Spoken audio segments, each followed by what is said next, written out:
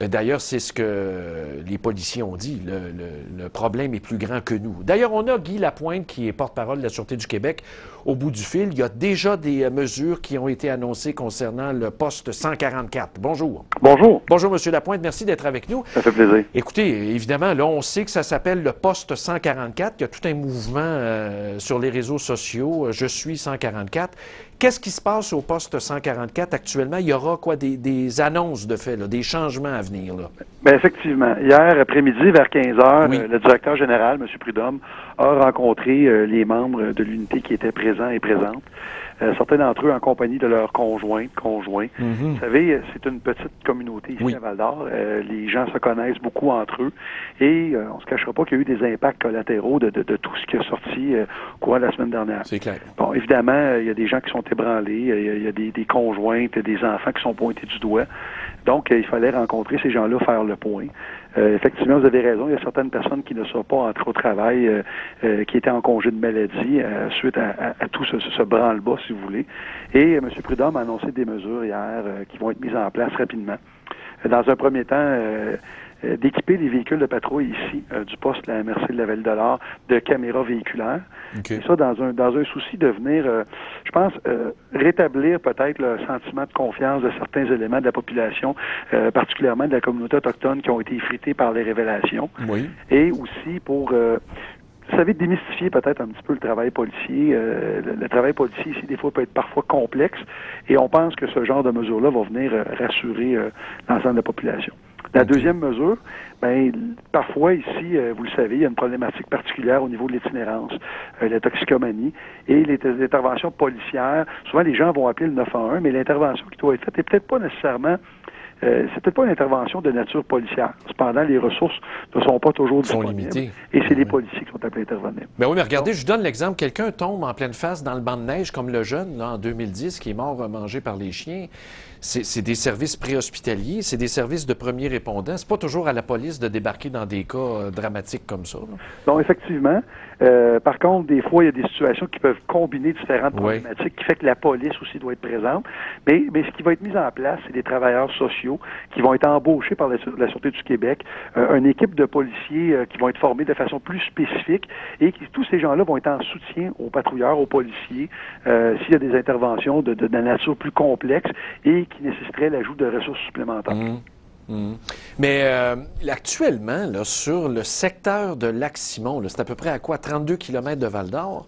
Est-ce qu'il n'y a pas de corps policier local là-bas, là?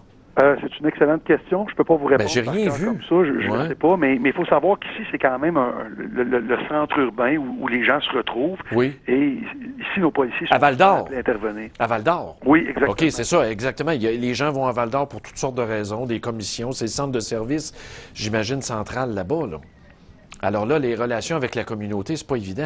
Dites-moi donc, les caméras, ça va être des caméras comme on voit aux États-Unis. On a passé du visuel pendant l'entrevue. C'est la caméra qui regarde vers l'extérieur, c'est ça? Exactement. C'est la caméra qui est à bord du véhicule. Le policier, lui, quant à lui, est équipé d'un système audio, d'un micro, si vous me permettez l'expression. Oui. Et donc, même si la caméra, qui est fixe dans le véhicule, donc une fois que le véhicule est immobilisé, la caméra ne peut pas suivre l'action au niveau visuel, mais il y a quand même un audio là, qui continue d'être enregistré. Ouais. Évidemment, pour qu'on puisse se figurer, là, je veux juste reculer la cassette un petit peu, puis on va se laisser là-dessus. Quand il y a des allégations, puis souvent les gens ne comprennent pas comment ça se fait que le gars est suspendu avec solde, mais dans une organisation du travail, si moi, là, comme patron, j'ai des allégations sur des employés, évidemment, il faut faire une enquête interne et quand c'est des allégations graves, on peut suspendre avec solde.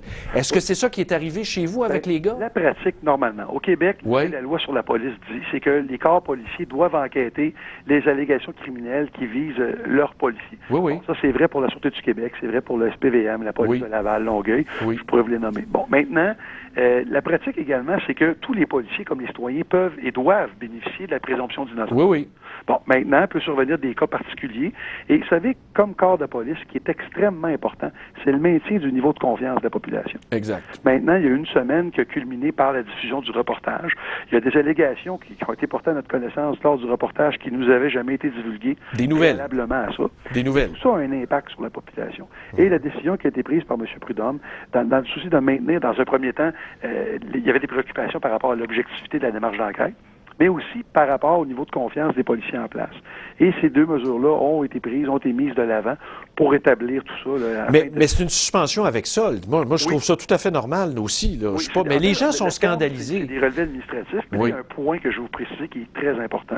Vous savez, on a dit, à la lumière du mois de mai dernier, il y a 11 allégations criminelles qui ont été transmises, et il y en a 2 qui visent des inconduites sexuelles. Oui. Là, ce qui est important de préciser, là, c'est que sur les 8 policiers qui sont relevés, il n'y en a aucun qui sont visés par des allégations d'inconduite sexuelle. Donc, on parle de nouveaux dossiers potentiellement. Non, en fait, c'est qu'on parle d'allégations de voies de fait, on parle d'allégations d'abus de pouvoir. Oui. Là, je ne veux pas banaliser ça. Là. Oui. Vous conviendrez avec moi que dans une évaluation relative de la gravité d'un crime, quand on parle d'agression sexuelle, on n'est pas au même endroit. Non.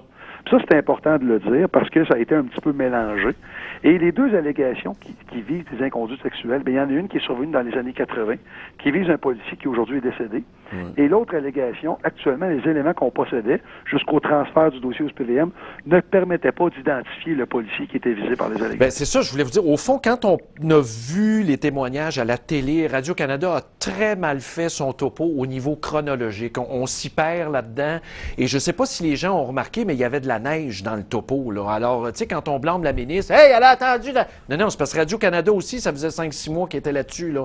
Alors, il y a des nouveaux dossiers. Là. Les dossiers de nature sexuelle, là, c'est des nouvelles affaires sur lesquelles vous enquêtiez même pas, là. Non, puis je peux vous dire, écoutez, là, évidemment, le dossier ne nous appartient plus. Il faudrait voir le SPVM où ils en sont. Moi, ce que je peux vous dire, c'est qu'au moment de transférer le dossier, toute la notion de faveur sexuelle en retour d'argent, de bière, je pense qu'on a même entendu cocaïne, là, tout ça, ça n'a jamais été porté à notre connaissance et on n'avait aucune allégation qui visait ce comportement-là. Mais moi, ça me débobine quand je vois des journalistes aller foutre ça à l'écran de même sans avoir la décence de dire « Hey, ben moi, là, on vient de me raconter un acte criminel. Viens, on va aller voir la police. » Franchement, il me semble, non? Là, vous comprendrez que je vais avoir d'un droit de réserve, mais je vais vous dire ceci. Moi, je pense que les gens qui sont au fait de ce genre de situation-là doivent informer les policiers. Oui. Et je pense que les membres des médias, comme les citoyens, ont des responsabilités sociales. Là, je ne parle pas de divulguer l'identité des personnes qui sont visées, mais je pense que de rapporter les faits allégués à la police pour qu'il puisse y avoir enquête, je pense que c'est le minimum. Ben, en tout cas, c'est peut-être parce que je suis idiot, mais quand j'étais à la mairie, dès que j'avais connaissance, peu importe, je levais le téléphone, j'appelais au poste. Ça s'arrêtait là. Et voilà. Bon, alors merci bien d'avoir été avec nous. Ça fait plaisir. À la prochaine, au revoir. Guy Lapointe, qui est porte-parole de la Sûreté du Québec concernant tout ce qui se brasse à Val-d'Or, les nouvelles mesures, les transferts de dossiers au SPVM. Et vraiment, ça, c'est vrai. Le reportage de Radio-Canada d'un point de vue académique, je ne parle pas du contenu, là, du point de vue académique, comment c'est fait, la transmission de l'information, le détail dans le temps, très mal fait. Vraiment, là, c'était très mal fait. Et de voir après le journaliste de la Tribune de la presse de Radio-Canada blaster à Ministériaux en disant « Tes larmes sont faunées parce que ça fait 5 mois que tu fais rien. » Hey, le gorlot, c'est parce que tes collègues aussi étaient là il y a 5-6 mois. Ça a pris 6 mois avant qu'ils sortent le topo devant la télé. Alors, c'est parce qu'il y avait des enquêtes en cours, n'est-ce pas? C'est complètement abruti, cette affaire-là. On va prendre une pause. Au retour, on s'entretient avec le président de l'Association des policiers provinciaux.